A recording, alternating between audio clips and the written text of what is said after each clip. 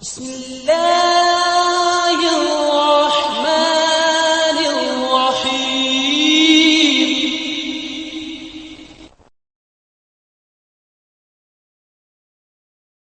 الحمد لله وحده والصلاة والسلام على من لا نبي بعده وعلى آله وأصحابه الذين أوفوا عهده. أما بعد فأعوذ بالله من الشيطان الرجيم. بسم الله الرحمن الرحيم. قل بفضل الله وبرحمته فبذلك فليفرحوا هو خير مما يجمعون. وقال النبي صلى الله تعالى عليه وسلم خيركم من تعلم القرآن وعلمه أو كما قال عليه الصلاة والسلام. اسٹیج پر رونق افروز اساتین علم و فن الامر فوق الادب کے تحت کھڑا ہوا ہوں، ورنہ سورج کو چراغ کیا اس سے بھی موم بتی دکھانے کے بھی لائق نہیں ہے. اکابر علماء کرام موجود ہے. معزز سامعین حضرات، اس وقت ہم جو جمع ہوئے ہیں دارالعلوم ابو بکر صدیق مدرسہ حاضہ کے ایک طالب علم، جنہوں نے آج اپنے سینے کے اندر قرآن پاک کے 30 پاروں کو محفوظ کیا ہے. یہ اتنی بڑی فضیلت تھی، اتنی بڑی سعادت ہے کہ جس کا کوئی مقابل ہو ہی نہیں سکتا. یہ وہ ڈگری ہے حافظ قرآن کی، یہ وہ لقب ہے حافظ، عالم، مولانا، مفتی کا، جو اللہ کے صفاتی ناموں میں سے ہے. آپ اگر قرآن پاک کو پڑھیں تو قرآن پاک میں ملے گا کہ خود اللہ بھی حافظ ہے. قرآن کہتا ہے اِنَّا نَحْنُ نَزَّلْنَا الذِّكْرَ وَإِنَّا لَهُ لَحَافِظُونَ. خود اللہ کہہ رہے ہیں کہ اللہ نے قرآن کو نازل کیا، اللہ محافظ ہے. یہ حافظ قرآن، قرآن کا محافظ ہے. پتہ چلا کہ اللہ بھی حافظ ہے. اور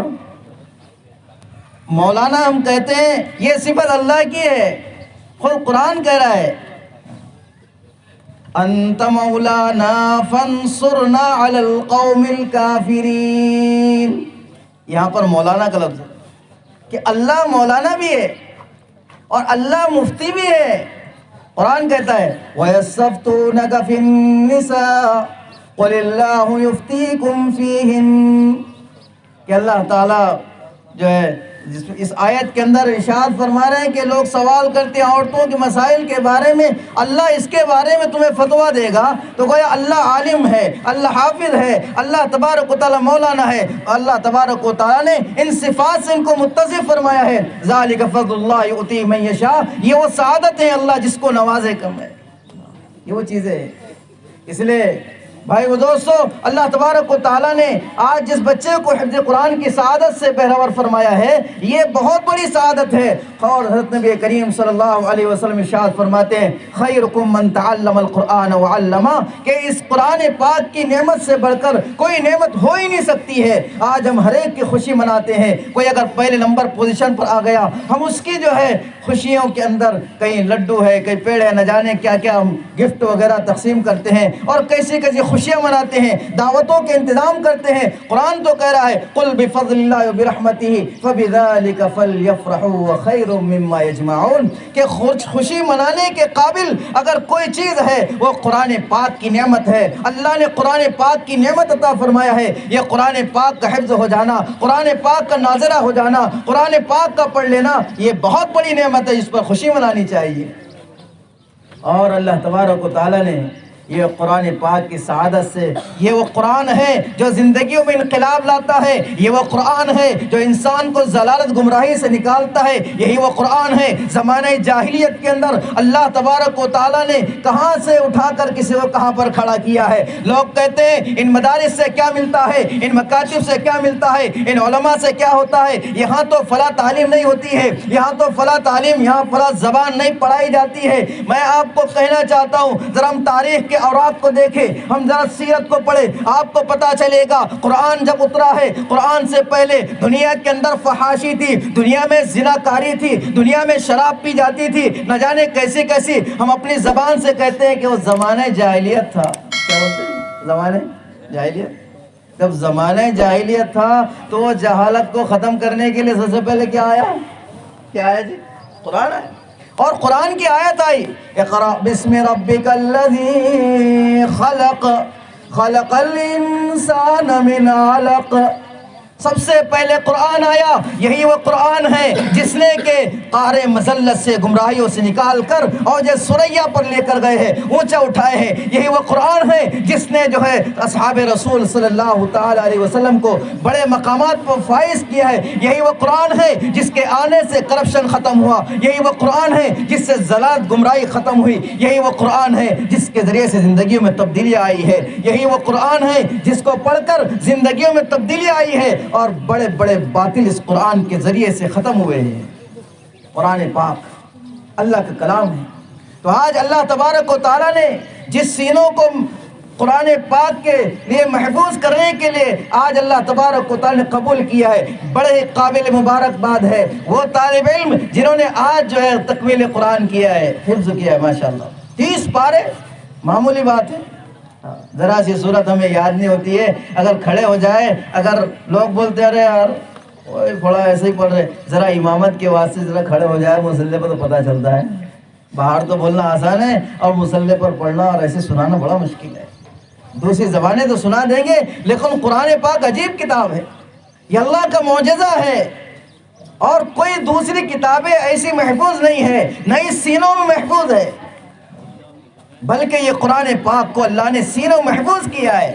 حضرت موسیٰ علیہ السلام پر تورات آئی، فرمایا تورات کے اندر انہوں نے پڑھا، فرمایا کہ یا اللہ اس میں تذکرہ مل رہا ہے ایسی امت آئے گی جو بعد میں آئے گی پہلے جنت میں جائے گی، وہ امت مجھے دے دے، کہا نا وہ تو اس کا ہو چکا ہے انتخاب۔ اللہ تبارک و تعالیٰ نے قرآن پاک کی خدمات کے لیے اس وقت ہمارا انتخاب کیا، یہ اللہ کا احسان ہے، اس امت کا انتخاب کیا ہے۔ کسی بھی آدمی کو دنیا کے اعتبار سے بڑا بنانا ہو تو اس کے لیے 2 چیزیں ہوتی ہیں، ایک ہوتا ہے الیکشن، سیاسی نہیں بلکہ میں آپ کو بتانے کی مثال دے رہا ہوں کہ الیکشن میں سروں کو تولا جاتا ہے اور اس کے بعد اس کو عہدے پر فائز کیا جاتا ہے، الیکشن ہوئے اس میں اتنے اسکور پڑے اور اس کو جو ہے بنا دو، اس کے بعد جو ہے کسی ایک کو پریزیڈنٹ اور صدر منتخب کر کے اس کو جو ہے قوم کا رہنما بنایا جاتا ہے کہ اسی کے تحت میں سارے ممبر وغیرہ بھی چلیں گے، جس کو کہتے ہیں سلیکشن۔ تو اللہ تبارک و تعالیٰ نے اس قرآن پاک کی خدمت کے لیے ہم علماء کرام جتنے حفاظ کرام ہیں، مدارس ہیں، ان کو منتخب کیا ہے، ان کا انتخاب کیا ہے، اور یہ اللہ تبارک و تعالیٰ کا بڑا احسان ہے، جتنا اس کا شکر ادا کیا جائے کم ہے۔ عزیزان گرامی، ہمیں قرآن پاک کی اس نعمت کو سمجھنا ہے کہ قرآن پاک اللہ تبارک و تعالیٰ کی کتاب ہے، کیسے بچے کے اللہ تبارک و تعالیٰ محفوظ رکھتے ہیں، اس کے نقطے محفوظ ہے، اس کے اعراب محفوظ ہے، اس کے ادائیگی محفوظ ہے، اس کے تفسیر محفوظ ہے، قرآن پاک کی ایک ادائی محفوظ ہے، یہ اللہ تبارک و تعالیٰ کا معجزہ نہیں تو اور کیا ہے۔ اس لیے قرآن پاک سے محبت، قرآن پاک کو دیکھنا، اس لیے ہمیں چاہیے ہم قرآن پاک کو دیکھیں۔ قرآن پاک کو دیکھنا بھی ثواب ہے، اس کو پڑھنا بھی ثواب ہے، اور قرآن پاک پر عمل تو پھر اور زیادہ ثواب ہے۔ اس لیے ہم قرآن پاک کے پڑھنے کا معمول بنائیں۔ بڑے مبارکباد ہیں وہ ادارے کے محتویم صاحب، ان کے اساتذہ، اور اسی طریقے تمام اراکین جن کے مدرسے سے اور جہاں سے آج یہ بچہ جو ہے حفظ قرآن کی سعادت سے آج بہرور ہوا ہے۔ اسی طریقے سے وہ والدین بھی، وہ خوشخبری ہو ان کے لیے۔ حدیث میں آتا ہے، حضرت نبی کریم صلی اللہ علیہ وسلم ارشاد فرماتے ہیں، حشر کا میدان ہوگا، اولین آخرین کا اجتماع ہوگا، سارے لوگ وہاں ہوں گے، اللہ ان کے ماں باپ کو بلائے گا، اور ماں باپ کو بلانے کے بعد اللہ تبارک و تعالیٰ ان کا اعزاز فرمائے گا، تو اعزاز فرمائے گا، ایسا تاج پہنائے گا، ضوءہ کضوء الشمس، اس کی روشنی سورج کی روشنی سے زیادہ ہوگی، یہ ان کے والدین کا اعزاز ہوگا۔ اب بولے حافظ صاحب ہم نے پڑھے، ان کو پڑھے تو ہم نے مل رہا ہم انہی کے تو فیل میں آئے ہیں، اسے اللہ تعالیٰ، اور پھر حافظ قرآن سے کہا جائے گا اقرأ ورتقی ورتل، پڑھتا جا، چڑھتا جا، جنت کے درجات پہ چڑھتا جا۔ اور قرآن کی آیتیں کتنی ہے؟ ارے کتنی آیتیں؟ 6,666 یہ اتنی اتنے فلور کا کوئی ہے مکان رہے گی کہیں نہیں ہے. اتنے فلور کی بلڈنگ ملے گی کس کو؟ حافظ قرآن کو. اللہ اکبر. اور نہ جانے پھر حافظ قرآن ایسو کہ اللہ فرمائے گا شفاعت کرو اور اللہ ہمارے پاس جو بالکل آپ کے خاندان کے لوگ ہیں، بعض روایت میں 23 ہے، بعض میں جو ہے 10 کا تذکرہ ملتا ہے، اللہ تعالیٰ ان کی جو ہے شفاعت فرمائے گی حافظ قرآن کے ذریعے سے. یہ اعزاز ہے. اس لیے آج بڑی مبارک مجلس ہے. اس مجلس کے اندر ماشاءاللہ ہم ادارے دیکھ رہے ہیں، یہی وہ مدارس ہیں، یہی وہ مکاتب ہے جہاں سے یہ ایسے افراد تیار ہو کر آج قوم اور ملت کے کام آتے ہیں. ہر اعتبار سے کام آ رہے ہیں، چاہے وہ کسی محاذ پر ہو، کسی بھی فیلڈ کے اندر ہو، کسی بھی اعتبار سے ہو، ہر جگہ پیچھے نہیں رہتے ہیں بلکہ آگے رہتے ہیں اور امت کے کام کے لیے استعمال ہوتے ہیں. تو اس لیے جتنی قدر کی جائے اتنی کم ہے. حدیث پاک کے اندر ہے، حضرت نبی کریم صلی اللہ علیہ وسلم ارشاد فرماتے ہیں خیرکم من تعلم القرآن وعلمہ، تم سے سب سے بہتر وہ ہے جو قرآن پاک کو سیکھے اور سکھائے. یہ ہے اعزاز بتایا. حضرت ابو ہریرہ رضی اللہ تعالیٰ عنہ سے حضرت نبی کریم صلی اللہ علیہ وسلم نے ارشاد فرمایا کہ دنیا والے چاہے علماء کی قدر کرے نہ کرے، ان حفاظ کی قدر کرے نہ کرے، کوئی ان کو عزت دے نہ دے، کوئی حافظ صاحب کہے نہ کہے، کوئی ان کا معاشر ویلو ہو نہ ہو، میرے آقا نے حضرت نبی کریم صلی اللہ علیہ وسلم نے حضرت ابو ہریرہ رضی اللہ عنہ سے فرمایا یا ابو ہریرہ قرآن پڑھتے جاؤ. اور کب تک کہ پڑھو؟ اسی قرآن کے پڑھنے پڑھانے میں تمہاری موت آ جائے، لوگ تمہیں بھول جائیں گے، کوئی بات نہیں. ایک وقت آئے گا جب تمہارا انتقال ہو جائے گا، تمہیں قبر میں دفن کر دیا جائے گا، لوگ تمہیں کوئی پوچھے نہ پوچھے، اللہ یہ نظام چلائے گے، تمہاری قبروں کی زیارت اللہ فرشتوں سے ایسی کروائے گا جیسے بیت اللہ کی زیارت اللہ لوگوں سے کرواتے ہیں. یا ایک روایت میں آتا ہے جیسے فرشتوں کی زیارت اللہ بیت معمور سے کرواتے ہیں. بیت معمور کی زیارت فرشتے کرواتے ہیں. رات دن شروع ہے. تو یہ اعزاز ہے حفاظ کرام کا، اس لیے ہمیں ان کی قدر کرنی چاہیے. جو بھی ہم سے ہوتا ہے ان مدارس میں، ان مکاتب میں، اور یہ مدارس اللہ کی دین ہے، یہ علماء اللہ کی دین ہے. اللہ تبارک و تعالیٰ کے علم جو ایک صفت ہے اللہ نے ان میں منتقل کیا ہے، اس لیے اس علم کی ہم قدر کریں، ان مدارس کی قدر کریں، ان طلباء کی قدر کریں، ان اساتذہ کی قدر کریں، اور جو علم دے رہے ہیں اس علم کی قدر کریں. آج یہ ہے کل نہیں ہے، اسی طریقے سے سلسلہ چلتا جائے گا. اس لیے ہم کہیں ان قرآن والوں کی قدر کریں. یہ قرآن پاک وہ ہے جو قرآن پاک کو حفظ کیا ہے، یہ اللہ تبارک و تعالیٰ کے مخصوص بندوں میں شامل ہوتے ہیں. اللہ کی رحمت وہاں برستی ہے. قرآن پاک اللہ کی رحمت کے کھینچنے کا ذریعہ ہے. یہ قرآن پاک ہے. اب آج قرآن پاک کو ہم نے چھوڑا ہے، ہم در در بھٹک رہے ہیں. قرآن پاک کی تعلیمات پر آ جائے تو قسم خدا پاک کی، قرآن پاک کی تعلیمات پر عمل کرنے سے تمام جو ہے ہماری پریشانیاں ختم ہو سکتی ہے. قرآن پاک کو واحد لا جائے، گھروں کے اندر کی گرگسیاں قرآن پاک کے ذریعے سے ختم ہوگی. میرے نبی نے فرمایا گھروں کے اندر اگر پریشانی ہے، گھروں میں اگر مصیبتیں ہیں، گھروں میں آفات ہے، گھروں میں بلیات ہے، مصیبتیں پریشانی ہے، گھروں میں قرآن پاک کی تلاوت کرو. زینو بالقرآن، زینو بیوتکم بالقرآن، او کما قال علیہ الصلوۃ والسلام. حضرت نبی کریم صلی اللہ علیہ وسلم نے ارشاد فرمایا اپنے گھروں کو قرآن کریم کی تلاوت سے مزین کرو. گھروں میں پڑھو قرآن پاک.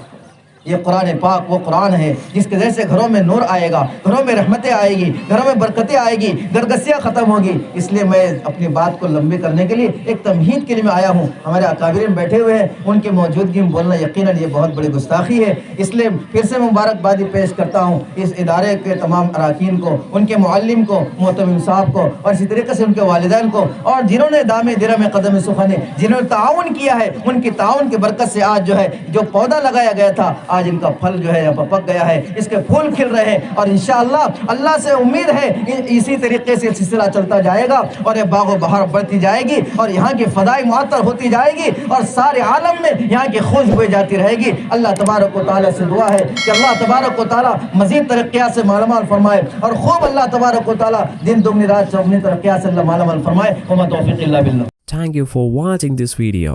If you enjoyed it, please hit the like button and the bell notification icon.